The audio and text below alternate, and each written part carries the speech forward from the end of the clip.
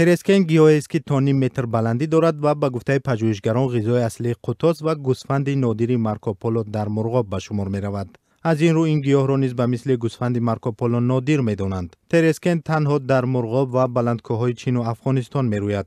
در مرغاب درخت و دیگر نوع گیاه خیلی کم می سبزد. از این رو ساکنان این گیاه نادر را برای گرم شدن و غذا پختن ریشه‌کن می کنند. حکومت ناحیه مرغاب قرار ویژه‌ای برای حفظ این گیاه صادر کرده است. روز 3 آگوست در حکومت ناحیه مرغاب بر رادیو آزادی گفتند که بر اساس این قرار حکومت وظیفه‌دار شده است که ساکنان را با انگشت ارزان تامین کند تا آنها از ریشه‌کن کردن این گیاه نادر خودداری نمایند. حالا ساکنان برای خود گیاه ترسکن را جمع آوری می‌کنند و همچنین در بازار محلی به ساکنانی که امکان جمع آوری ندارند می‌فروشند.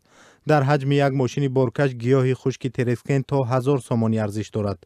عبدوعلی ایسابکوف یک ساکن مرغاب میگوید تاجران تا حال انگشت وارد میکنند ولی آن خیلی گران است. یک تن انگشت در این ناحیه بیش از 800 سامانی است که به گفته ساکنان خوشسوز نیست. ایسابکوف گفت مردم پول ندارد، از سوی دیگر انگشت هم خرند، آن را تنها با گیاه ترسکن میتوان آتش گیراند. علی خان لطیفی طبیعت شناس تاجیک میگوید قرار حکومت مرغاب خیلی مهم است چون در پی جمع آوری ترسکن صدها گکتار زمین بیابان شده است.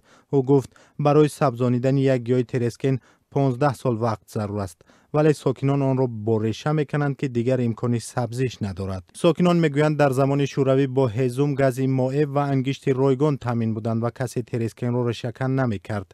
در یک صحبت عبدالنظرов مدیر سابق باغ ملی بدخشان که در مورد گوسفند مارکوپولو پژوهش میبرد گفت در صورت نابود شدن غذا احتمال این نوع گوسفند نادر چین را مکان همیشگی زیست انتخاب کند.